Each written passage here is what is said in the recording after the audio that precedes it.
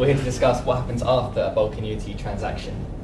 I think if we could start looking at as a whole, key milestones from the point of transaction to wind up in the days, months and years after, and how these can vary from deal to deal, scheme to scheme.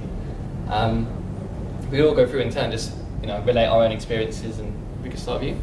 So, key steps after a buyout. Yes.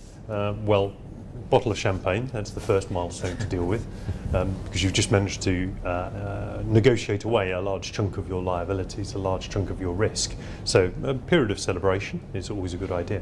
A buyout, or rather a buy-in, is always going to be part of a journey between where a scheme started and its eventual demise, its eventual satisfaction.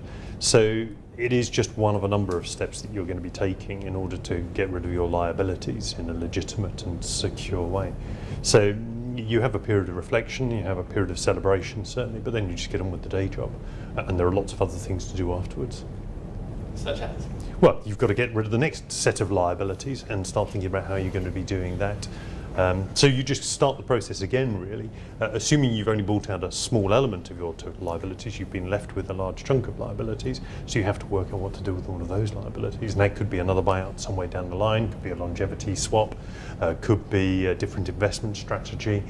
You will have marked some of these events beforehand. I mean, you know that if you're going to be giving away a large chunk of your assets, that's going to have an impact on your investment balance, so you've then got to rebalance your investments. But all of these things, life goes on after a buy-in. Buyout's different. Buyouts, it's all done now. You've got rid of all of the liabilities. The scheme can be wound up. You all go home and have a happy life, hopefully. But buy-in, life just goes on. Matt?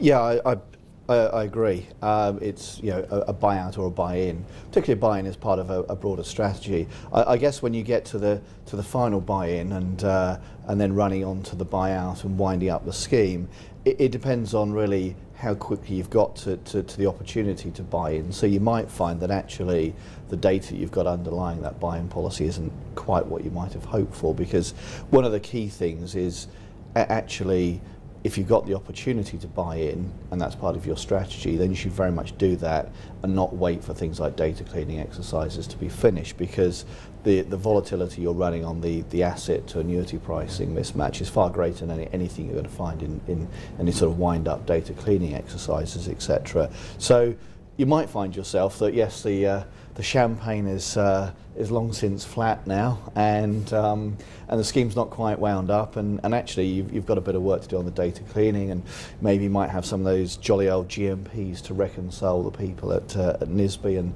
there's a little bit of an exercise to go through there that might take 2 months or 2 years or more in some cases. You might also, of course, have some very small pensions where you want to pay out wind-up lump sums to get rid of those rather than annuitising them. And certainly from our experience, we find that most members would prefer to have a wind-up lump sum rather than an annuity of £20, £50 a year, whatever it might be. So you might go through one of those exercises. You may even go through things like pension increase exchange exercise as well. Certain benefits are relatively more expensive to insure, particularly with index linking, whereas a similarly valued, in inverted commas, level benefit or fixed increases may be economically more affordable for the scheme to secure a buy-in or buy-out for. So you might want to go through one of those exercises. And at some point you'll get to the end of that. Of course, there's also the job of moving the admin to the insurer as well, and there'll be a piece of work to be done there. And of course the important thing as well is through that process, and I think we'll probably touch on it a bit more in detail, is getting the communications right at the various stages as well. So when the trustees at the end of the process write out and say we're now formally completing the wind-up of the scheme, everybody walks away happy knowing that that their benefits have been properly secured. Dominic, from a consultant perspective? I think if we focus on a full buyout, what are the key milestones after the transaction? I think one of the first of those, which doesn't feel like a major event but can be absolutely critical for how quickly you then complete the wind-up, is forming a project team and being clear on who's taking responsibility for what, because the people involved or the key people involved can change quite suddenly after the transaction. that the transaction can involve investment managers and consultants, actuaries assessing funding implications, and lawyers agreeing contract terms. Immediately after the transaction, there may be no legal or actuarial work, particularly if the scheme's being secured in full. So the focus is more about data and administration and making sure the member experience isn't disturbed and that the trustees are getting towards a position that they've finished discharging their duties, and that involves quite a different group of people with potentially different skill sets. So it's getting the resource and the focus of those people, which if you can get that very quickly after the transaction, that probably makes quite a difference to how long the wind-up then takes. Could you explain, when you say the change of personnel, who comes in at that point? It's not so much new people, it's more of the advisors to the scheme, the ones whose time and focus you need changes. So it changes particularly to the people like Matt, the equivalent project manager, installation lead at the insurance company, and his team working with the administrators at the scheme. Partly because the data you need to quote for a scheme is a lot less than the data you need to actually take on and run a scheme. So, and partly because, as we've touched on, that the data is unlikely to be perfect. So you've got data cleansing and a gradual transfer of data to the insurance company. And you've got, I guess from the trustees' side, it's their scheme, so they need to be comfortable that the benefits are secured in full. Whereas from the insurer's side, it's become their risk, their liabilities, so they need to be comfortable that they feel the data cleansing's adequate and that they understand the data and feel they're ready to run with it, and there's no gaps that leave any ambiguities. So you've kind of got two parties both then leading that need to feel they've both got control of the process and very open communications, and really I think an environment of trust where nowadays you need the insurer and the trustee working a lot more closely together than you might have had in transactions, say 10 or 20 years ago at a smaller scale, where the insurance company was probably seen as more of just a service provider, and that doesn't really work so well for a whole scheme buyout of size. Paul, could you take us through where your scheme is and how you fit into this?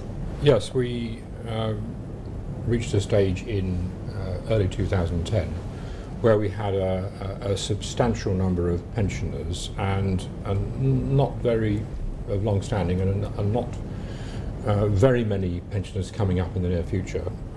And so there was a group which looked as though we could seek a buy-in for. Our then IMA suggested that we should consider this. We got quotes, we moved fast, we were extremely fortunate, and it's interesting to hear from them that some of the other schemes to whom they put this proposition just didn't get a move on. So by the time we had a quote in front of us, it was we just accepted it within a week before the rates dropped. And we were quite pleased when we got everything signed up, given the amount of legal and financial diligence you have to do to get to the point where you're satisfied with signing the documents. What happens next, of course, is that you've got to determine that the amount that the insurance company has said they will pay covers the number of pensioners you think they were going to pay, and that took a very much longer time than we had expected. We realised it wasn't going to be weeks, it was going to be months, but we thought 3, maybe 4 months ought to do it. It was between 6 and 9 months before we actually got final sign-off and said, yes, we are now agreed that this is the matter, and it wasn't quite as good as we'd hoped for by the time every last pensioner had been accounted for. I may say, incidentally, that we'd done a complete data cleanse within the previous 2 years, so it wasn't so much that I don't know the detail of how this got into trouble, but the end result was not quite as good as we'd hoped for. We were still very comfortable.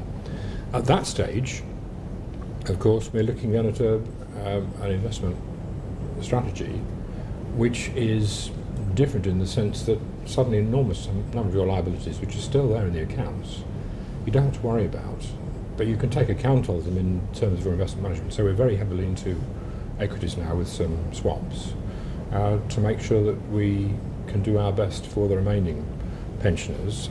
But in terms of timescales, we've got a recovery plan that takes us up to 2027. So we're around for some time, and we don't see ourselves being able to buy in perhaps the odd small group, but not in large chunks of some considerable time.